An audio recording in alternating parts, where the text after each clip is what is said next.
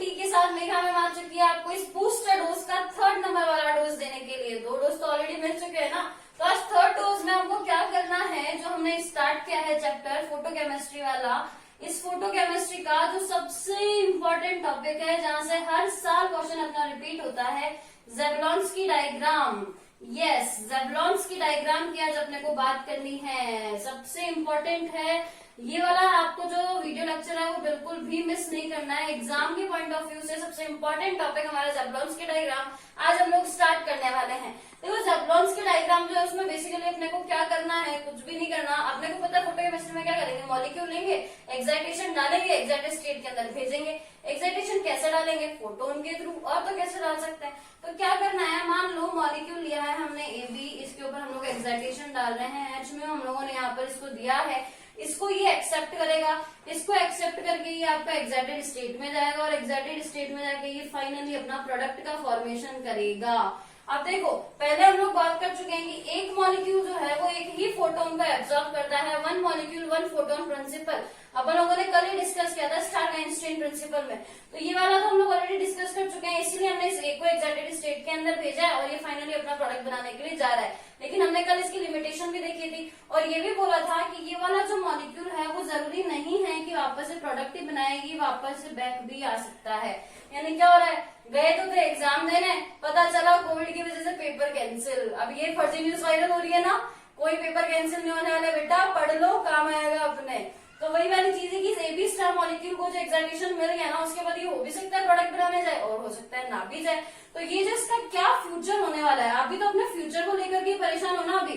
तो अपने को यहाँ ज़ेबुलोन्स्की डायग्राम में भी बात फ्यूचर की करनी है। किसके फ्यूचर की, इस AB स्टार यानी एक्साइटेड स्टेट के अंदर गए हुए मॉलिक्यूल की। तो ज़ेबुलोन्स्की डायग्राम को अपन बेसिकली ये भी बोल सकते हैं कि ये आपका भविष्य है, फेट ऑफ एक्साइटेड मॉलिक्यूल, कि आपका जो उत्तेजित अवस्था के अंदर जा चुका अणु है, उस अणु के लिए, उस मॉलिक्यूल के लिए उसका भविष्य क्या होने वाला है, कौन कौन से प्रोसेस के थ्रू ये या तो अपने टारगेटेड मॉलिक्यूल प्रोडक्ट तक पहुंच जाएगा या ये वापस आ जाएगा, ये सब जानने के लिए अपन इसके एक्साइटेड स्टेट के भविष्य की बात करेंगे। और उसी का बेस्ट रिप्रेजेंटेशन जो है वो आपका ज़ेबुलोन्स्की डायग्राम के थ्रू किया जाता है। अब देखो, ज़ेबुलोन्स्की डायग्राम जो अगर अपन इसको डिफाइन करना चाहें तो ये ज़ेबुलोन्स्की डायग्राम ये है कि ये जो AB स्टार मॉलिक्यूल है ना, इसके साथ साथ क्या क्या तो एनर्जी चेंज आने वाले हैं।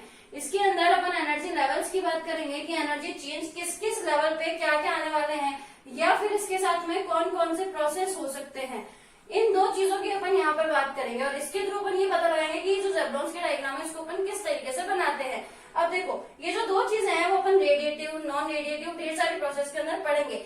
बेसिकली अभी सबसे पहले अपन ये चेक करेंगे कि जो एक्साइटेड स्टेट वाला मॉलिक्यूल है ये किस तरीके से एक्साइटेशन को लेकर के अपनी हायर स्टेट के अंदर जा सकता है, हायर एनर्जी लेवल में जा सकता है, और वहां जाने के बाद में इसका अरेंजमेंट किस तरीके से हो सकता है। तो सबसे पहले तो अपन उसको कर लेते हैं चेक। सबसे पहले अपने को मल्टीप्लिसिटी रूल जो हुंड का दिया था उसके अकॉर्डिंग ये पता लगाएंगे कि जो एक्साइटेड स्टेट मॉलिक्यूल है इसके साथ क्या हुआ होगा। देखो, जब भी कोई मॉलिक्यूल अपने ग्राउंड स्टेट के अंदर है वो हमने इस तरीके से पैर अप करके रखा हुआ होता है। ये हमको पता है, हम एक सीधा रखते हैं, उल्टा रहता है रखते हैं, और दूसरा अपने को पता है हुंड ने बोला हुआ है झुंड भी नहीं करना है, तो अपन दोनों ही काम यहाँ पर नहीं करते हैं।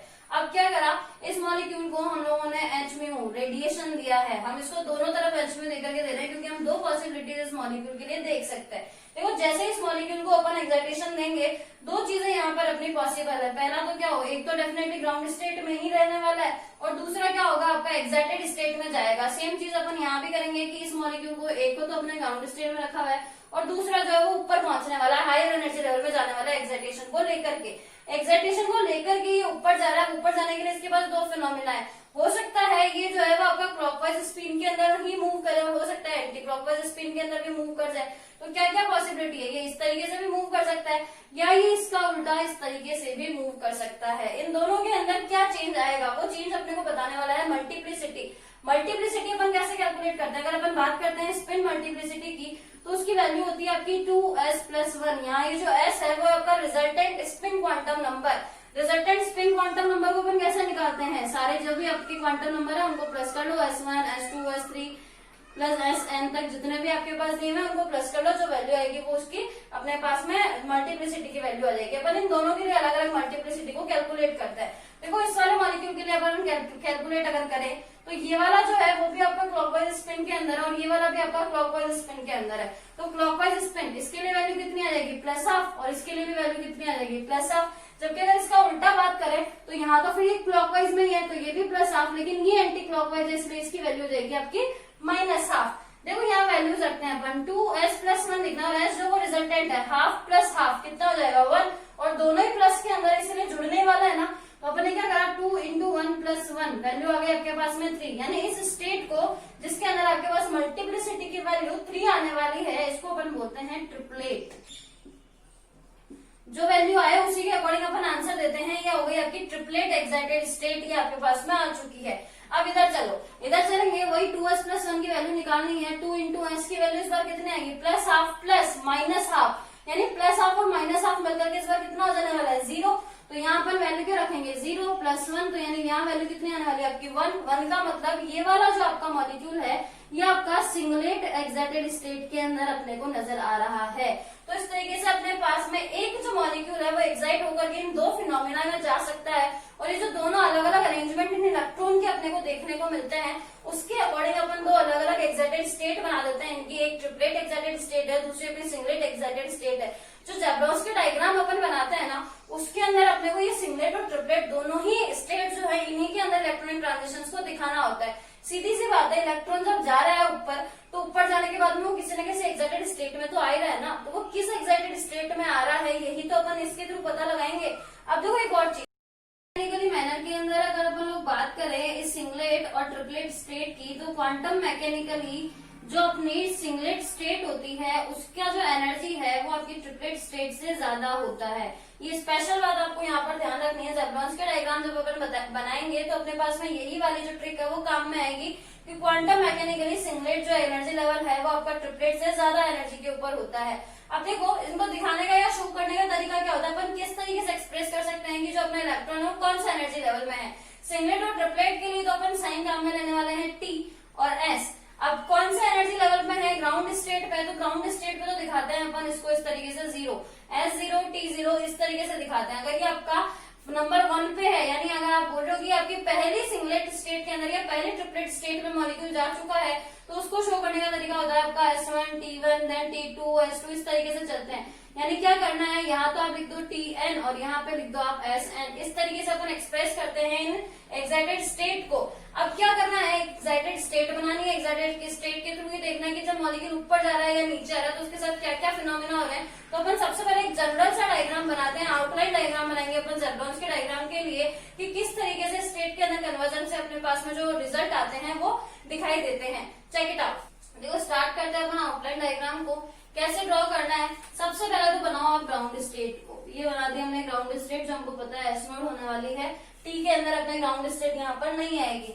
ग्राउंड स्टेट बनाने के बाद क्या करो, एनर्जी लेवल तो आपको पता ही है, अभी भी अपन ने देखा था कि ट्रिपलेट वाले को नीचे रखना है, सिंगलेट वाले को ऊपर रखना है, क्योंकि सिंगलेट वाले की एनर्जी ज्यादा है ट्रिपलेट वाले से। तो यहाँ मैंने रख दिया आपकी ये S1, उसके बाद हमने यहाँ पर रख दिया है S2 को, देन अपन यहाँ पर रख रहे हैं S3 को। अब ट्रिपलेट का अपने को पता है S वाले से तो नीचे आएगी और S0 ग्राउंड स्टेट है तो इससे जो 1 वाली आएगी वो तो ऊपर ही आने वाली है ना, तो अपन यहाँ पर रखने वाले हैं T1 को। फिर देखो T1 आ चुका आपका S1 से नीचे, अब S2 से नीचे किसको आना चाहिए T2 को, क्योंकि अगर अपन एनर्जी लेवल की बात करें तो अपना ये तो था कि अगर आप Sn एनर्जी लेवल की बात करते हो, यानी आप बात कर रहे हो S1 की, S2 की, S3 की, तो इनकी जब आप एनर्जी निकालोगे तो वो आपकी ट्रिपलेट वाले से ज्यादा होगी। इस तरीके से अपन ऑलरेडी डिस्कस कर ही चुके हैं। तो ये अपन ने T2 लेवल को डाल दिया S2 के नीचे, तो T3 का आएगा S3 के नीचे। इस तरीके से ये वाला एनर्जी लेवल आपका नीचे चलने वाला है। अब क्या कर रहे हैं, सबसे पहला फिनोमिना जो अपन यहाँ पर कर रहे हैं कि ये ग्राउंड स्टेट है, यहाँ से जो मॉलिक्यूल है वो एक्साइटेड स्टेट के अंदर जा रहा है, यानी पहला फिनोमिना जो है वो अपने पास में है एब्जॉर्प्शन का। सबसे पहले अपने को यहाँ पर करवाना है इसका एब्जॉर्प्शन। एब्जॉर्प्शन अपन करवा रहे हैं, ये एब्जॉर्ब हो रही है यहाँ से लाइट और एब्जॉर्ब होकर के ये जा रहा है ऊपर। अब देखो यहाँ से स्पेसिफाइकली एक जो क्वेश्चन मेरे से शीतल ने पूछा था कि स्पेशली मैम प्लीज इसको आंसर कीजिएगा वीडियो लेक्चर में, तो वो क्वेश्चन ये था उनका कि जब मैंने आपको डिफरेंस बताया था थर्मल रिएक्शन और फोटोकेमिकल रिएक्शन के बीच में, तो मैंने आपको ये बोला था कि थर्मल रिएक्शन के अंदर पूरा जो मॉलिक्यूल है वो एक्साइटेशन को गेन करता है, जबकि अगर फोटोकेमिकल रिएक्शन की बात करें तो पूरा मॉलिक्यूल एक्साइटेशन को गेन नहीं करता है, केवल स्पेसिफिक पार्ट ही गेन करता है। उन्होंने मुझसे ये पूछा था कि स्पेसिफिक पार्ट कैसे गेन करता है, ये देखो हमने यहाँ से रेडिएशन दी, अब रेडिएशन जितनी दोगे, जितनी इंटेंसिटी का आपका फोटोन होगा उतनी ही एनर्जी को लेकर के तो वो मॉलिक्यूल जो आपका एक्साइटेड स्टेट में जाएगा। अब मान लो मैंने जितनी इंटेंसिटी उसको दी है उससे वो केवल आपका S1 तक ही पहुंच पाया, या फिर वो S1 की बजाय सीधा पहुंच गया आपका S2 के अंदर, या तीसरी कंडीशन में उसको यहाँ से सीधा पहुंचा रही हूँ S3 के अंदर। ये तीन कंडीशन है मेरे पास में कि जिस मॉलिक्यूल को मैंने इंटेंसिटी के साथ में एक्साइटेड करवाया है उस इंटेंसिटी के अकॉर्डिंग वो जो मॉलिक्यूल है आपका वो S1 में भी जा सकता है, S2 में भी जा सकता है, S3 में भी जा सकता है। तो जैसा मॉलिक्यूल जैसी एनर्जी को गेन करेगा वो वैसी ही एक्साइटेड स्टेट में जाएगा ना। इसीलिए मैंने ये बोला था कि एक जो मॉलिक्यूल है वो आपका पूरा का पूरा एक्साइटेड नहीं होता है, उसका स्पेसिफिकली पार्ट ही एक्साइट होता है, और वो स्पेसिफिक पार्ट जो है वो आपका इंटेंसिटी के अकॉर्डिंग है कि जिस एनर्जी लेवल का इंटेंसिटी उस पार्ट को चाहिए एक्साइटेशन में जाने के लिए, अगर उतनी मिल गई तब तो एक्साइट हो जाएगा, नहीं मिली तो बेचारा पहले भी पढ़ा था अभी भी पढ़ा है, ये वाला फंडा चलता है यहाँ पे। ठीक है, अब देखो आगे पहुंचा तो दिया ऊपर, अब जिसको ऊपर पहुंचा है वो नीचे तो आएगा ना। पहले वाली बात थी ना, जाने वाला वापस नहीं आता, अपने यहाँ तो आता है भाई साहब, अपन ने तो एक्साइटेशन में डाला है, अगर डाल के वही छोड़ दिया तो लटकता रहेगा, घूमता रहेगा, और अगर वो घूमता रहा तो अपने को घुमाएगा, इसलिए अपन तो घूमेंगे नहीं। तो अपन क्या करने वाले हैं भाई, तो पहुंच तो गया, अब नीचे भी आ। अब नीचे आने में ही इसका फ्यूचर डिसाइड होने वाला है। जो अपन बोले ना फेट ऑफ एक्साइटेड मॉलिक्यूल, वो यहीं से आने वाला है कि नीचे आने के अंदर क्या क्या हो सकता है। अब देखो आवारा एलिमेंट है कि जिसको आपने एक्साइटेड स्टेट में डाल दिया ना, एक बार किसी को ऊपर चढ़ा दिया, चले के झाड़ पर लटका दिया, अब वो आवारा हो गया। अब ये आवारा एलिमेंट क्या क्या कर सकता है, अपना फ्यूचर डिसाइड करेगा। कैसे कैसे, अब मान लो यहाँ से इसको आना है नीचे, ये एनर्जी लेवल है, यहाँ से इसको नीचे आना है। एक तो बेचारा सीधा सीधा इंसान था, आ गया, ये आ गया पहले, यहाँ से यहाँ तक पहुंचा, फिर तीसरी सीढ़ी पहुंच गया सीधा सीधा नीचे, कोई जोर नहीं आया इसको, आराम से सीढ़ी से जैसे जैसे चढ़ा था वैसे वैसे वापस आ गया। तो सभी तो बहुत सीधा साधा इंसान है, ऐसा कोई नहीं करता।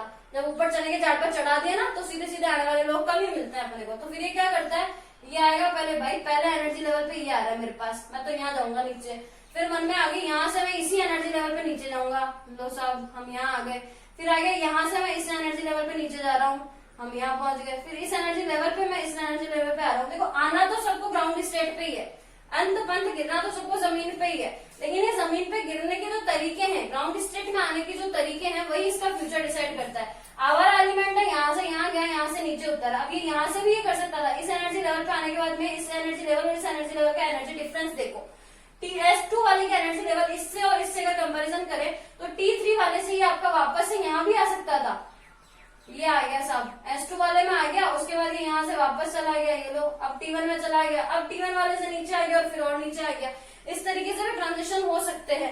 इन्हीं के बेस पे जो अपन यहाँ पे अलग अलग टर्म पढ़ते हैं ना, non radiative decay, radiative decay, inter crossing, inter system crossing, वो सारे टर्म अपन यहीं से निकालते हैं कि ये जो आवारा वाला एलिमेंट है एक्साइटेड स्टेट वाला, वो कहाँ कहाँ से और कैसे कैसे घूमता है। तो देखो क्या करना है, अगर आपका ये जो मॉलिक्यूल है जो ऊपर पहुंच चुका था एक्साइटेड स्टेट के अंदर, ये अगर आपका सीधा सीधा वापस आ रहा है, यानी कि जो आपकी सेम इलेक्ट्रॉनिक स्टेट अगर उसके अंदर वो ट्रांजिशन करता है तो उसको तो अपन बोलते हैं इंटर क्रॉसिंग। क्या करना है, ये सिंगलेट थी आपकी S3 और ये भी आपकी सिंगलेट है S2, S3 से S2 में आ रहा है, इसने एक्साइटेड स्टेट बदली क्या अपनी, जिस इलेक्ट्रॉनिक स्टेट में ये पहले था अभी भी उसी में है ना, इसीलिए इस प्रोसेस को तो बोला जाता है IC, इंटर क्रॉसिंग।